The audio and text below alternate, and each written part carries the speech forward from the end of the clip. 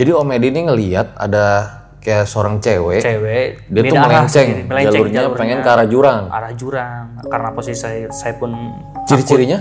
Ciri-ciri itu nggak begitu jelas karena terhalang tanah dan bebatuan karena pinggir jurang kan. Tapi saya yakin itu cewek gitu karena kita memutuskan untuk turun kembali ke bawah. Dan di bawah teman-teman juga udah berdoa, udah nangis, udah semua udah ketakutan. Posisinya udah kacau semua, udah bingung lah. Siti tuh sering banget ngigo. Dia kalau misalnya mau tidur dia suka tiba-tiba bukanya melotot ngelihat ke pintu gitu, ketakutan. Dia ngomong pakai bahasa daerah gitu, bahasa yang saya juga kurang paham. Kata si yang punya rumah, tolong dikunci aja, jangan sampai Siti kabur lagi. Pas saya tanya kenapanya, ya karena di depan rumah itu emang banyak yang lagi nungguin Siti dan menjemput Siti untuk kembali ke Rinjani, katanya sih seperti itu.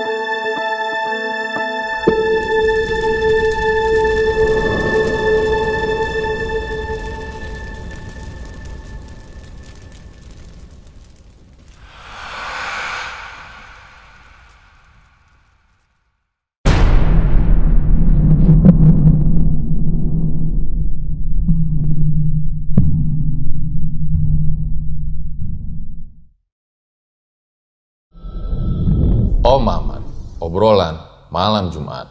Kembali lagi bersama gue Fajar Aditya. Kali ini di Om Mamat season 3. Kamu yang takut atau mereka yang lari?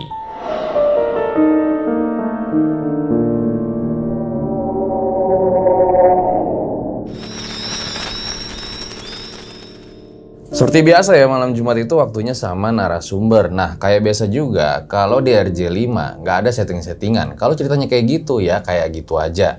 Sekarang di samping gue udah ada Om Edi nih, seorang tour leader. Langsung aja kita sapa. Selamat malam Om Edi. Selamat malam. Di tahun 2017 menjadi tour leader ke Gunung Rinjani, di mana seorang pesertanya, Siti Mariam itu hilang. Lah kok bisa Om?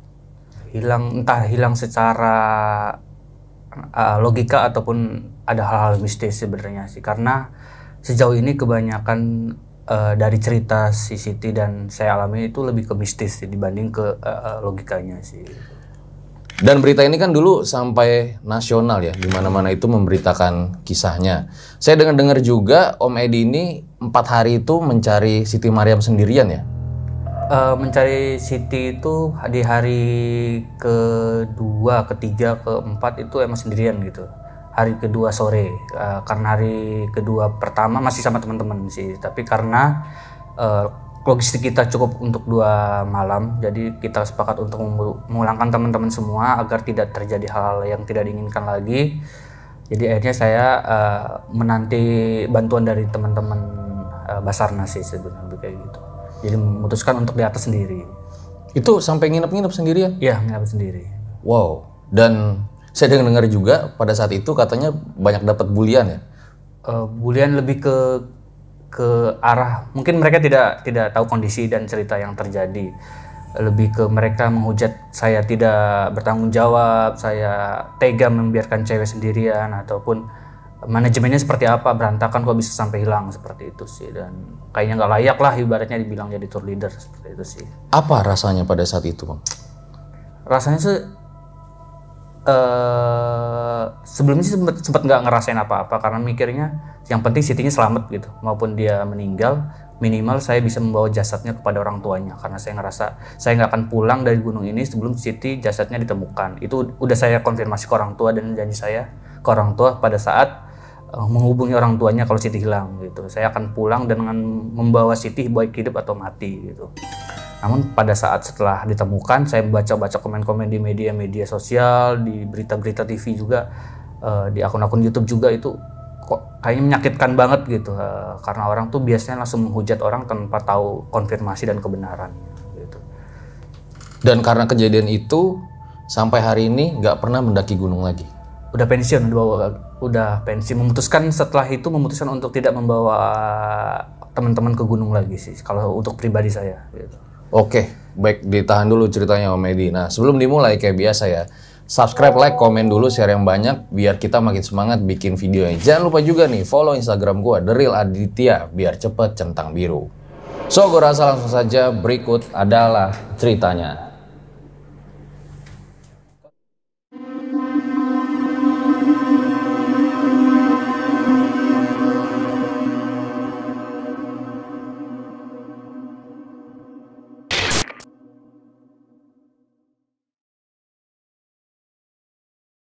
Boleh diceritakan Om Edi, awal mulanya tuh kayak gimana?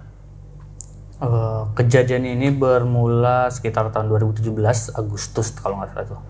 Jadi kita ber-30 orang dengan 2 tour leader dan 4 tim dari porter yang masak dan 1 orang guide dari mereka, karena mewajibkan harus pakai guide juga.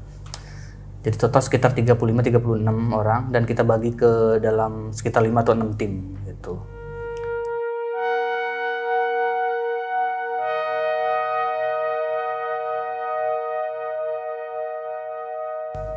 Awal pendakian semua normal, seperti biasa kita registrasi dan sebagainya sampai ke puncak. Nggak ada hal-hal yang aneh yang kita temui, semua berjalan normal. Malam hari kita masih bisa ketawa bersama. Itu posisinya kita udah di Pelawangan ya. Udah aman, udah semuanya. Sampai sekitar jam 1, jam 2 kita akhirnya summit gitu. Summit ke puncak Gunung Rinjani sesuai dengan tim yang kita bagi gitu. Jadi karena jalan ke puncak itu 1 jalur, jadi kita sesuaikan dengan masing-masing tim gitu. Nah, saya bagian yang posisi sweeper paling belakang. Jadi satu tim sekitar 5 atau 6 ya? Orang-orang gitu.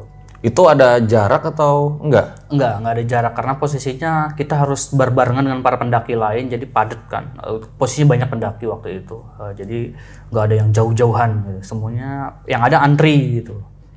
Nah, pada saat sekitar hampir subuh lah, hampir jam 5 subuh dini hari, saya bertemu dengan Siti dan beberapa temannya. Karena alasan Siti itu agak sedikit sakit kakinya, kedinginan, dan nggak kuat sampai puncak gitu.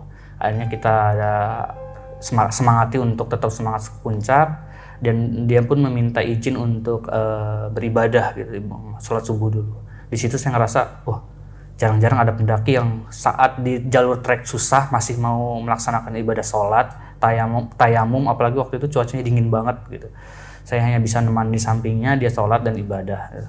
Sampai akhirnya kita pelan-pelan dan jadi tim terakhir yang sampai puncak Rinjani. Berarti Om Edi ini sama Siti nih? Sama Siti, aku di belakang Siti gitu. Saya pastiin semua teman-teman udah turun, itu posisinya sekitar jam 9, hampir jam 9. Tersisa saya, 2 orang teman saya yang cowok yang agak badannya besar dan agak sedikit cedera, Siti, dan 1 timnya Siti juga, yang PIC-nya juga. Jadi setelah sampai puncak jam 9 langsung turun? Langsung turun, kita foto-foto sebentar karena di Rinjani nggak boleh lama-lama, kita turun. Terakhir jam berapa itu? Hampir jam 9 kalau nggak salah. Di sana harus turun dari puncak itu? Harus turun jam 9, jam 10 itu udah warning dari sana. Dari sana udah diingatkan pada saat registrasi di bawah juga gitu. Jadi kebetulan saya backup 2 teman saya yang cowok yang badannya besar ini lambat, dan Siti ngerasa sakit perut, entah pingin buang air besar atau lagi dapet gitu. Nah, kemungkinan besar juga dia nggak sabar menunggu lama gitu kan posisinya, apalagi dia berhijab mau buang air besar, malu juga ditemenin cowok-cowok gitu kan. Akhirnya dia meminta izin untuk saya duluan gitu, turun ke bawah duluan. Akhirnya saya berpikir oh ya sudah, karena posisi tenda terlihat dari puncak dan hanya ada satu jalur pun, nggak ada jalur kemana-mana, saya izinkan dia turun ke bawah duluan sambil agak sedikit berlari. Saya dan teman saya itu berdua agak lambat jalannya lah gitu. Saya terakhir kali melihat dia sempat berhenti di satu batu besar, duduk. Oh mungkin pikiran saya, oh mungkin dia lagi buang air besar di situ. Sambil jalan pelan-pelan, hampir sekitar kurang lebih 30 menit, saya ke tempat batu itu, saya tidak ngeliat Siti gitu. Oh mungkin Siti udah turun ke bawah lagi gitu. Yang dilihat itu kayak gimana ciri-cirinya? Pertamanya yang dari atas emang itu Siti masih turun ke bawah, terus dia duduk gitu, kalang batu. Habis itu udah nggak kelihatan lagi. Nah, pada saat sampai bebatuan itu saya nggak ngeliat siapapun lagi di situ. Akhirnya saya berpikir, oh mungkin Siti udah lanjut turun ke bawah sendiri gitu. Saya turun lagi ke bawah, saya bertemu sama pendaki dari India, cewek sendirian. Itu posisinya hampir jam 11 deh itu kalau nggak salah itu. Saya udah ngasih tahu kalau di atas nggak boleh mendaki lagi, tapi kata orang itu udah tanggung, udah setengah jalan dan ada petugas di bawah yang mau menemani dia gitu. Terus saya melanjutkan perjalanan lagi, nggak selang berapa lama saya ngeliat ada cewek yang saya nggak kelihatan wajahnya gitu. Turun beda jalur, beda arah, ke arah tepi jurang. Saya juga bingung itu siapa gitu. Dan saya sama teman saya berdua yang sakit cedera itu teriakin, ngasih tahu kalau salah jalan. Tapi orang itu yang cewek tadi itu nggak ngerespon, cuman tetap aja melanjutkan perjalanan. Jadi Om Edi ini ngelihat ada kayak seorang cewek dia tuh melenceng jalurnya pengen ke arah jurang. Karena posisi saya pun ciri-ciri itu nggak begitu jelas karena terhalang tanah dan bebatuan karena pinggir jurang kan. Tapi saya yakin itu cewek gitu karena ya bentuk-bentuknya kayak cewek lah gitu. Tapi cuma hanya ngelihat sebentar tapi nggak kelihatan mukanya jelas. Teman saya juga sempat meneriakin juga tapi nggak digubris. Akhirnya saya tetap melanjutkan perjalanan. Saya infokan kepada petugas yang saya jumpai di jalan bahwa ada cewek yang kayaknya saya salah jalur seperti itu. Nah, si petugasnya akan janji akan nanti saya akan saya akan bantu. Saya tetap turun ke bawah sampai di camp kita turun bawah itu sekitar hampir jam 1, jam makan siang lah. Di situ porter sudah masak, semua teman-teman udah masak. Karena kita paling belakangan, ya udah sebagian ada yang masih di sumber mata air untuk cuci muka sama ngambil air minum. Di situ sambil teman-teman sebagian makan, ternyata Siti belum kelihatan. Kata teman, mungkin coba dicari lagi di mana, atau dia sholat atau lagi di tempat sumber air gitu. Saya sama teman-teman ke sana, ternyata tidak ada gitu. Baru di situ saya sadar ternyata Siti hilang gitu. Kita berpikir semua jangan-jangan Siti itu jatuh ke jurang, bukan hilang salah jalur, tapi jatuh ke jurang karena posisinya itu kanan kiri jurang semua saat dari puncak. Jangan-jangan yang tadi, cewek yang tadi lagi yang saya sempat saya belum berpikir begitu kan. Terus teman saya bilang jangan-jangan yang cewek tadi yang kita temuin bang, kata dia. Masa sih gitu kan? Soalnya saya nggak begitu yakin itu Siti itu kan. Terus akhirnya saya lapor ke petugas bahwa teman saya hilang. Nah, lapornya gimana? Lapor di situ kan ada petugas jaga di pos-pos gitu kan, bahwa teman saya belum kembali dari puncak tadi terakhir turun. Nah, dia konfirmasi ke teman-temannya yang sweeper, katanya emang tidak ada orang lagi sama sekali di atas gitu. Nah, akhirnya kita sepakat, itu posisinya udah hampir jam 2, jam 3 ya, setelah makan siang, sepakat bahwa kita tidak melanjutkan turun ke bawah. Tadinya kita mau camp malam berikutnya, mau camp di Danau Segara Anak, tapi karena Siti hilang, kita akhirnya batalkan. Kita tetap camp di tempat itu menunggu Siti dan melakukan pencarian. Jadi sore itu kita sebagian teman-teman ke berbagai arah nyari Siti. Saya sama TL satu lagi dan dibantu dengan porter nyari sampai ke puncak lagi. Dan itu saya ingat banget, saya hampir jam 6 malam maghrib itu masih di atas puncak Gunung Rinjani dengan apa ya, sambil sedih sambil nangis. Saya teriak-teriak sepanjang pendakian itu sama porter dan teman saya, tapi tidak ada jawaban sama sekali gitu. Akhirnya kata porter mereka tidak berani kalau udah malam-malam. Akhirnya kita memutuskan untuk turun kembali ke bawah. Dan di bawah teman-teman juga udah berdoa, udah nangis, udah semua udah ketakutan. Posisinya udah kacau semua, udah bingung lah. Akhirnya kita sepakat untuk malam itu nginep semalam lagi. Kalau besok pagi belum ditemukan, kita akan pulang gitu. Dengan alasan logistik kita cukup hanya untuk 2 malam saja, tidak bisa untuk 3 malam. Gitu. Di pendakian itu ada temannya Siti? Ada temannya Siti juga. Gitu.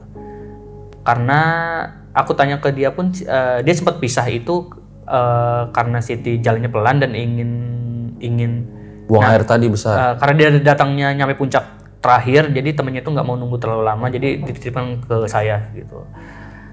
Nah, akhirnya pada saat pagi hari ditunggu pun nggak ada kabar. Kita melakukan pencarian lagi ke bawah, ke Danau Segara Anak. Tim nggak ada, nyari ke berbagai arah. Saya kembali lagi summit pagi-pagi sama 3 orang teman yang masih penasaran jangan-jangan Siti tertinggal di atas. Saya summit sampai atas itu sekitar jam 7 jam 8 masih belum ketemu juga, belum ada lagi. Ini posisi Siti pada saat itu bawa apa aja tuh, Om? Siti itu kan menitipkan handphone sama beberapa barang tas kecilnya itu ke teman saya, porter satu lagi, bukan porter, tour leader satu lagi. Dia jadi hanya bawa kayak permen aja, permen sama minum gula-gula kecil lah gitu untuk Permen. Emang kita mewajibkan. Jadi bahkan minum aja nggak bawa ya? Nggak bawa sama sekali, nggak bawa makan apa-apa, hanya bawa permen aja itu tadi. Nah itu yang kita khawatirkan, jangan-jangan dia kenapa-napa. Nah kita udah kontak pihak Basarnas, pihak Taman Nasionalnya juga, dan mereka akan berjanji akan secepatnya mengirimkan petugas. Sampai siang belum ada petugas, dan akhirnya teman-teman terpaksa karena mereka ngejar tiket pesawat dan bekerja serta logistik sudah mulai menipis, kita sepakat untuk menurunkan mereka semua di hari itu. Ini hari apa ya? Hari kedua itu ya. Iya, ini hari kedua Siti hilang tuh hari apa ya? Saya lupa hari apa itu. Ya, pokoknya hari kedua. Harus kerja lah. Harus kerja. Ya. Hari Senin kali, bukan? Bukan, dia itu masih besoknya itu mereka paginya udah naik pesawat gitu. Nah akhirnya menjelang siang mereka pulang semua, saya pulangkan teman-teman, saya bantu porter pun harus pulang karena mereka ada janji dengan bawa tim yang lain juga. Jadi akhirnya tersisa saya sendiri. Saya memberanikan saya nggak apa-apa, saya sendiri sambil menunggu koordinasi. Saya berpikir nanti ada pendaki lain juga yang datang gitu kan. Loh, tim leader yang satunya kemana? Menemani teman-teman yang rombongan yang bawah tuh. Oke, jadi emang karena keterbatasan anggota orang, ya? Anggota, dan kita jadi Om Edi ini sendirian nih? Sendiri di atas. Di hari kedua nih berarti ya? Di hari kedua. Sampai jam 1 siang tuh saya belum melihat sama satu orang pun pendaki pun yang ke tempat camp ya. Saya pikir mungkin nanti sore pada datang. Saya masih sendiri, saya masih melakukan pencarian gitu. Di situ saya udah mulai mendapatkan SMS masuk, WhatsApp masuk, karena posisinya di tempat camp itu ada sinyal gitu. Udah mulai heboh tentang Siti yang hilang itu. Berarti sempet, handphonenya Siti kan nggak sama Siti sama temenku itu. Semuanya udah mulai heboh, udah mulai rame di media sosial, udah mulai simpang siur berita, dan akhirnya banyak yang infoin bahwa Bang, tetap bertahan di atas, berdoa. Siti itu masih ada. Mungkin hanya di dimensi yang berbeda yang abang nggak lihat. Bersabar aja, tunggu aja. Banyak banget. Ada sekitar 4 orang yang nginfoin kurang lebih sama infonya seperti itu. Gitu. Saya pun merasa kalau Siti masih hidup, pasti dia nggak akan datang. Tapi kalau Siti mati ataupun meninggal, dia pasti akan nanti malam datang ke mimpi saya. Saya berdoa seperti itu. Nah, sampai sore hari tidak ada satupun pendaki yang datang malam itu. Mulai hujan, mulai gerimis, dan mulai hujan badai. Saya udah berpikir kemungkinan nggak ada pendaki yang akan summit sampai puncak. Biasanya seperti itu. Ternyata benar, sampai jam 8, jam 9 malam pun sudah tidak ada sama sekali orang mendaki. Saya hanya ngelihat, tapi sekitar hampir jam 10-an tuh mulai melihat lampu-lampu center-center, mulai melihat orang lalu lalang di depan tenda saya. Saya berpikir, mungkin mereka baru nyampe di tempat saya camp gitu. Saya tidak berpikir yang aneh-aneh, sampai akhirnya sekitar hampir jam 1, saya ngerasa pingin buang air kecil. Saya keluar tenda, saya tidak menyadari kalau di sekitar saya itu nggak ada tenda gitu. Saya hanya ngelihat di arah ke puncak Rinjani itu banyak lampu, banyak orang-orang mendaki, dan di danau pun banyak lampu-lampu juga. Saya berpikir, mungkin para pendaki yang mau summit sampai puncak gitu. Setelah kencing, saya masuk lagi ke tenda. Sampai pagi harinya, saya ngelihat kanan kiri tenda saya, tidak ada satupun orang di situ. tenda satu pun tidak ada yang berdiri. Baru saya menyadari bahwa yang semalam saya lihat, saya sadar itu mungkin bukan pendaki seperti itu.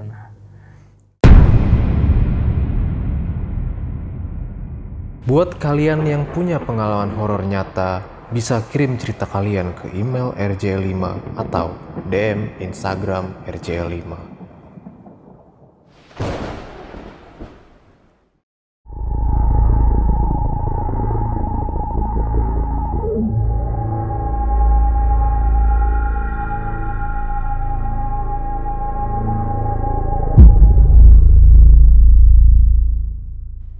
Setelah hilangnya Siti Mariam, Edi memutuskan untuk bertahan sendirian di atas, guna mencari keberadaan Siti Mariam. Jadi setelah saya sadar ternyata saya sendiri, nggak ada temen siapapun pendaki yang datang, saya akhirnya ya udahlah, saya memutuskan untuk mencari pencarian Siti lanjutan sendiri ke berbagai arah lagi. Itu posisi sekitar jam 9, saya ingat banget saya nyari beda arah yang sebelumnya. Saya teriak-teriak, saya sempat ngelihat 2 pendaki wanita ya. Pertama saya teriak, nanya sama dia, tapi pendaki wanita itu 2 orang itu cuman hanya sekedar ngelihat aja gitu, nggak ngejawab, nggak ngerespon sama sekali, cuma ngelihat udah gitu. Tapi posisinya agak sekitar berapa ratus meter lah gitu. Saya pikir itu orang sombong sekali pendaki gitu kan, mungkin buru-buru. Ya udah saya jalan lagi, lanjutin. Emang kayak gimana ciri-cirinya? Dia nggak bawa apa-apa sih, cuman bawa pakaian jaket, cewek kupluk gitu sih.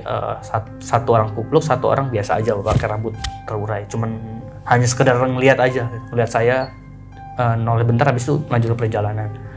Terus saya jalan lagi ke arah ke bawah, ke arah tepi jurang. Di situ saya ketemu lagi ngeliat 3 orang pendaki cowok kayaknya itu cowok semua. Jadi saya teriak lagi di situ. Saya teriak tapi ada yang jawab. Saya teriak Siti, ada yang oi gitu. Saya ngikutin suara itu. Saya ngeliat ada tiga orang pendaki cowok. Di situ saya teriak nanya tapi nggak dijawab sama orang itu kan. Tapi saya nggak terlalu jelas wajahnya, tapi saya tahu itu ada sekitar 3 orang pendaki karena mereka tuh sambil jalan. Oh mungkin mereka buru-buru juga, saya mikirnya begitu kan. Ya udah saya sambil jalan sambil melanjutkan pencarian lagi. Saya ingat dapat WhatsApp kalau mencari orang hilang di gunung pakai bunyi-bunyian. Jadi bunyi-bunyi nesting tuh pakai sendok biar direspon. Saya pakai itu. Ya emang sih ada respon, tapi responnya itu bukan suara orang, tapi suara yang sama juga gitu. Saya ketok-ketok itu, entah itu gema dari gunung atau apa, tapi ada berapa lama kemudian direspon lagi gitu-gitu.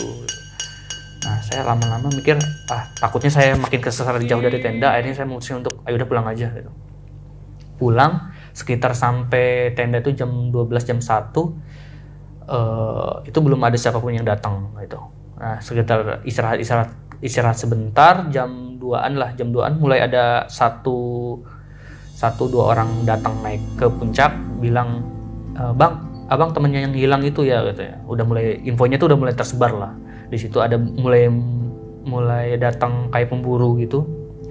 Mereka infoin saya dari petugas tim Rinjani Taman Nasionalnya yang dikhususkan untuk mencari Siti lebih dulu, dengan alasan karena medan di Rinjani yang sulit, jadi mereka terbiasa dengan medannya. Akhirnya mereka yang diutus duluan jalan gitu. Mereka bawa tali, perlengkapan berburu lah gitu, kayu dan sebagainya. Saya juga sempat bingung tuh kenapa mereka yang dikirim. Nah akhirnya mereka pergi langsung mencari ke arah puncak, ke arah jurang. Itu ada sekitar 4 atau 5 orang loh itu.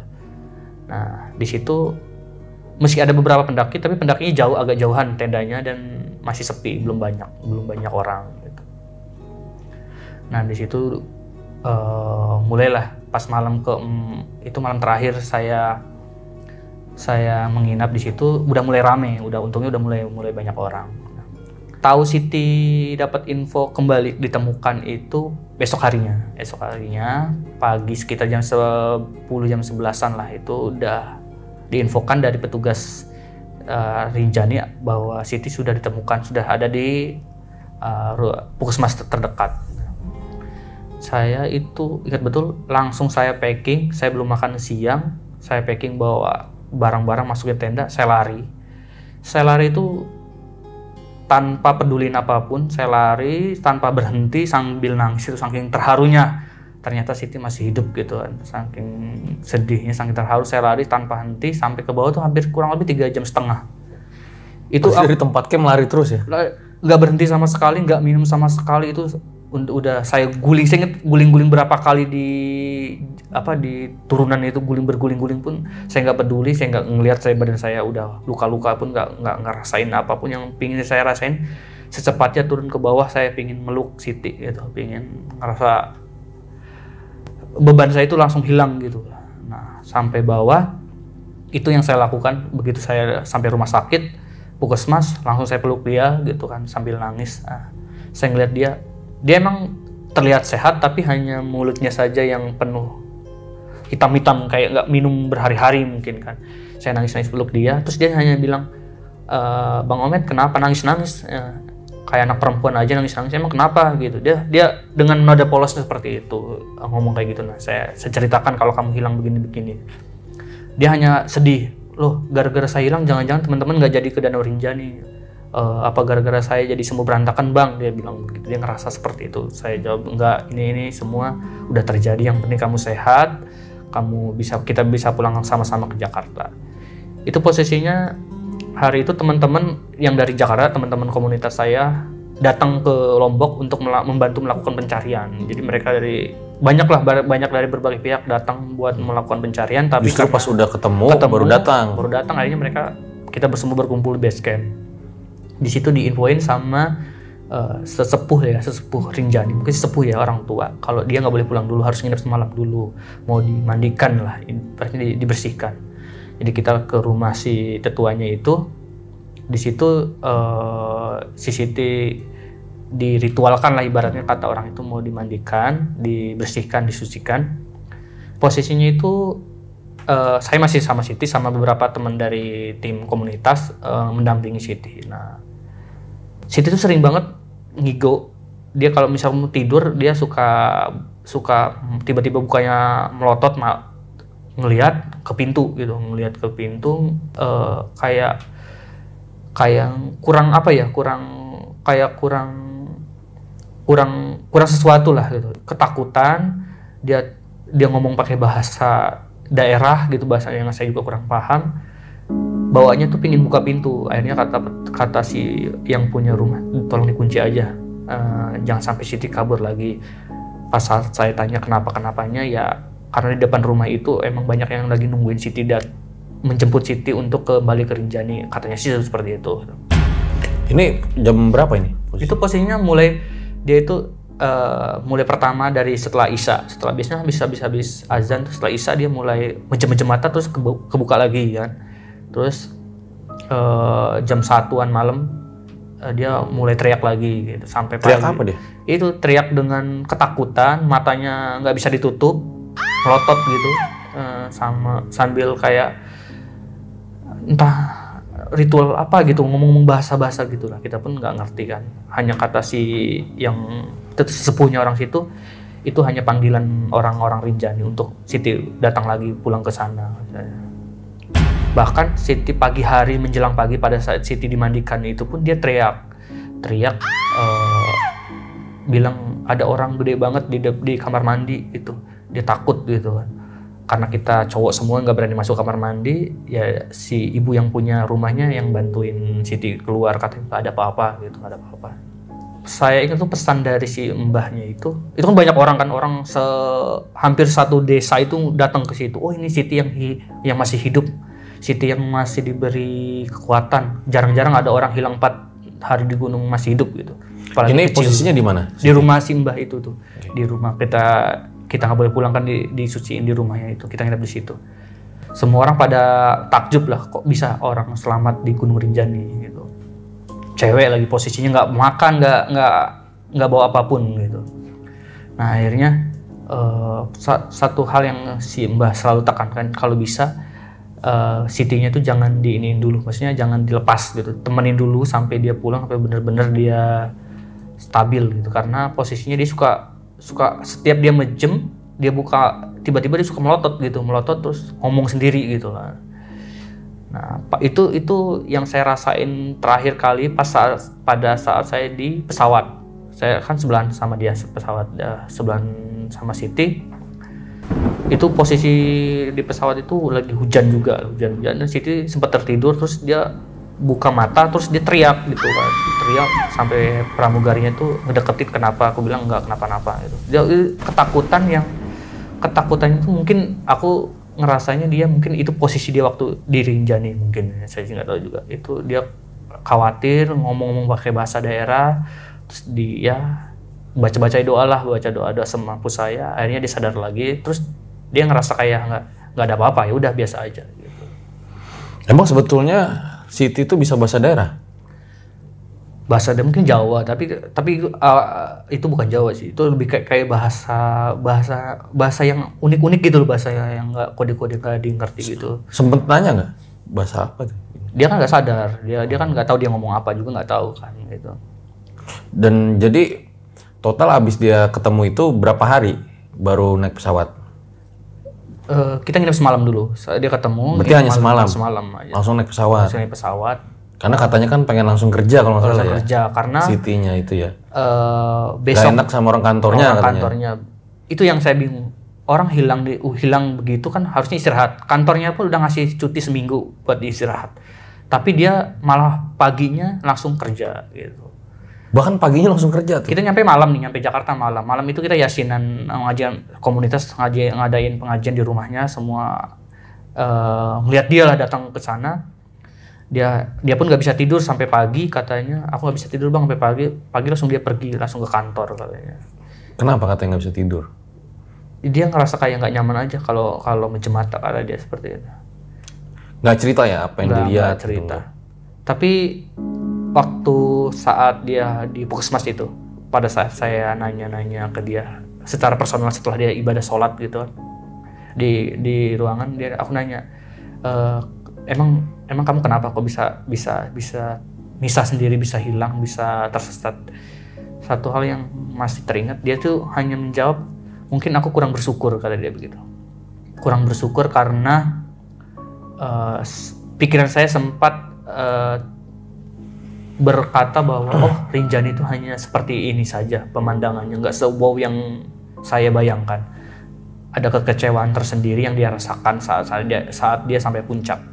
Tapi dia mencoba untuk menahan, nggak mengungkapinnya gitu kan, takut kenapa-napa. Tapi entah kenapa pada saat dia turun, pikiran negatif itu muncul lagi, dan akhirnya muncullah, mungkin terlepas dari situ. Nah dari situ dia ngerasa bahwa akhirnya karena kejadian itu dia melihat Rinjani yang sesungguhnya, keindahan Rinjani yang mungkin nggak semua orang bisa lihat kayak gitu. Itu yang dia sempat omongin. Pada saat saya nanya, terus kamu jadi buang air besar atau buang air kecil atau gimana? Enggak sama sekali, kata dia. Loh, malah nggak jadi? Nggak jadi sama sekali. Karena posisi dia kurang lebih, kalau posisi dia begitu mau ngelepas celana, dia ngelihat di depan hamparan dia itu ada semacam rumputan luas, kata dia. Indah gitu, seger gitu, dibanding ke jalur yang satunya bebatuan panas. Dia mungkin malu duduk di situ, mau berjalan ke arah rumputan itu tadi, tapi makin deketi kok makin jauh. Tahu-tahu dia sadar dia udah berada di bawah. Dia pun sempat ngelihat aku waktu saat aku hari pertama melakukan pencarian ke puncak maghrib sampai malam itu, dia sempat ngelihat aku, kata dia. Dia sempat bilang teriak-teriak Bang Edi gitu kan. Tapi aku nggak ngerespon gitu. Ya aku pun nggak ngedengar kan pada saat itu. Ya mungkin karena dimensi yang berbeda gitu.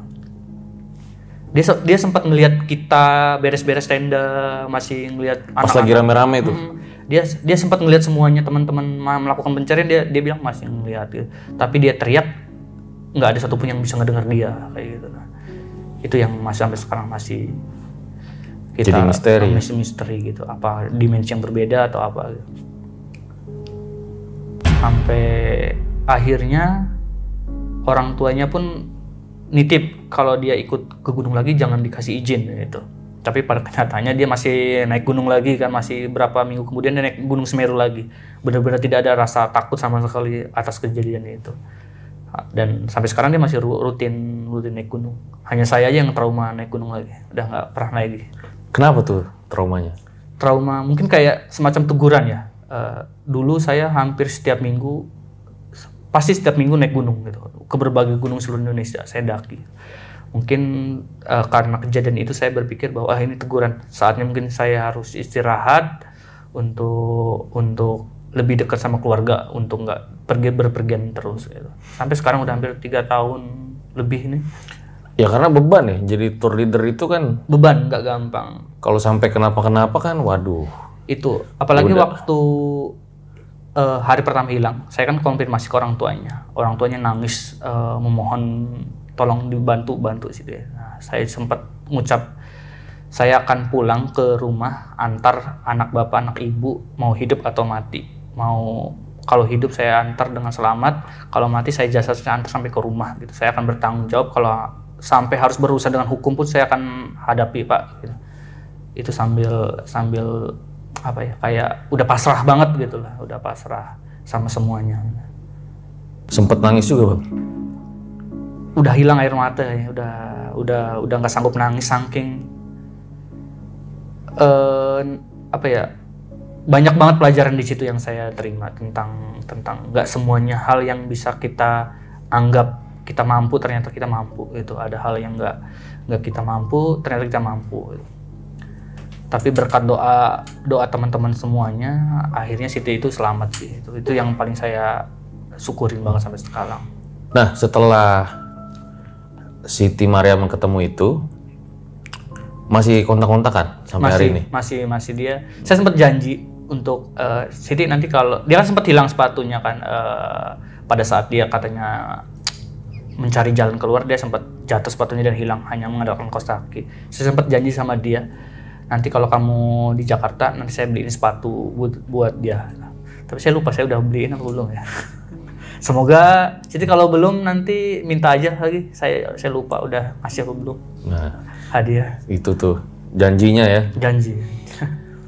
Nah, Om Edi, banyak beredar di luaran ya, nggak tahu saya bener apa enggak, cerita kalau katanya Siti Mariam itu hampir 3 tahun ya setelah kejadian itu diikutin sama sosok gaib ya. Itu sempat dengar juga apa enggak? Dia sempat beberapa bulan setelah kejadian tuh dia masih suka bilang kayak diikutin aneh-aneh lah gitu. Di rumahnya pun masih sering kayak bertemu hal-hal mistis dia. Apa? Pernah cerita? Dia ceritanya dia nggak menceritakan dia ketemu apa, tapi dia bilang masih tidak tenang, tidurnya nggak nyenyak, masih ngerasa ada yang ngikutin dia gitu. Bahkan teman pendakian waktu ke Semeru terakhir dia itu setelah dia hilang lanjut ke Semeru bilang sempat mengalami kejadian kayak dia mau ketimpa batu kayak gitu. Terus dia tiba-tiba duduk termenung sendiri, terus jalan sendiri, ditegur, dipanggil diam aja gitu. Kayak mau terjun ke gua kayak gitu. Nah, itu dia yang sebenarnya saya sama keluarganya juga takut gitu. Tapi karena orang tuanya udah pasrah, adalah anaknya udah hobi mendaki, hidup dan mati untuk mendaki, jadi ya sudahlah, mau kayak gimana lagi. Terus jadi Om Edi juga bilang ya, kalau Siti itu seperti berada di dimensi yang berbeda. Itu maksudnya gimana?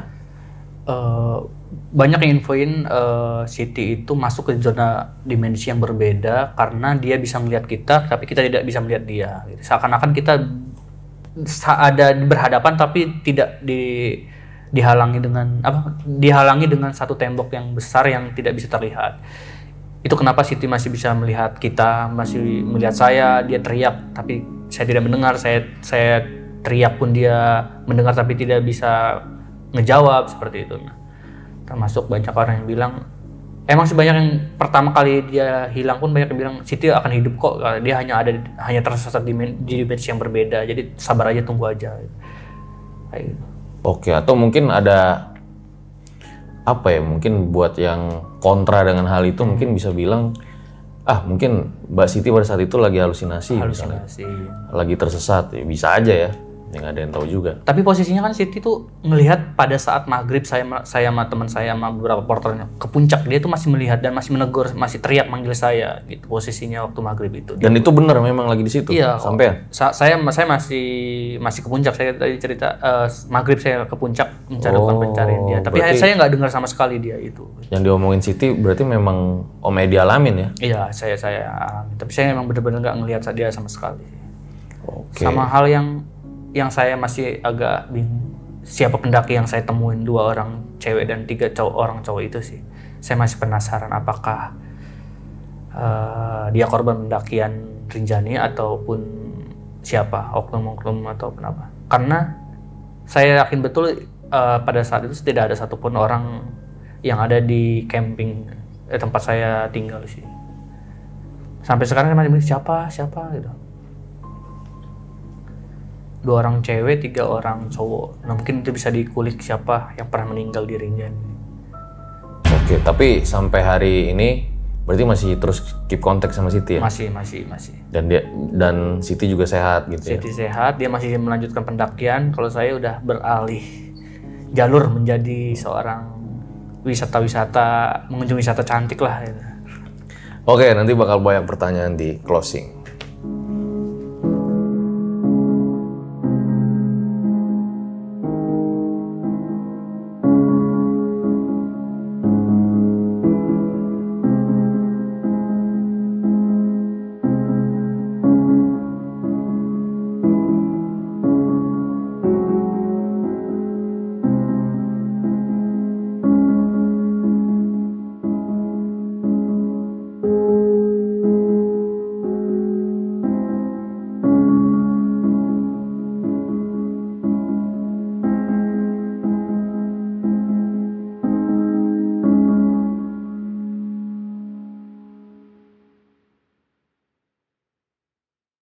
Itu dia guys, sebuah kisah luar biasa dari Om Edi ya, dimana pada saat dia jadi tour leader di tahun 2017, seorang pesertanya, Siti Mariam, hilang di Gunung Rinjani. Langsung aja kita tanya-tanya nih, Om, berarti sampai hari ini gak mendaki gunung lagi, berarti menyisakan sebuah trauma dong. Boleh diceritain gak sih traumanya tuh kayak gimana? Traumanya tuh cukup mendalam ya, itu bikin saya nggak ingin mendaki lagi. Karena dulu emang hampir setiap minggu saya mendaki, kayak semacam teguran lah itu. Apalagi dapat hujatan dari berbagai media sosial banyak banget. Saya dibilang tidak bertanggung jawab, saya dibilang mentelantarkan peserta, saya dianggap manajemennya kurang bagus. Apa yang paling parah? Lontarannya dari orang-orang? Pendaki abal-abal lah gitu loh, pendaki abal-abal yang ngincer foto kayak gitu. Padahal saya... Ada yang berkata kasar? Wah, kasar mah banyak lah, kata-kata binatang di komen-komen tuh banyak banget lah gitu. Apa yang paling diinget tuh?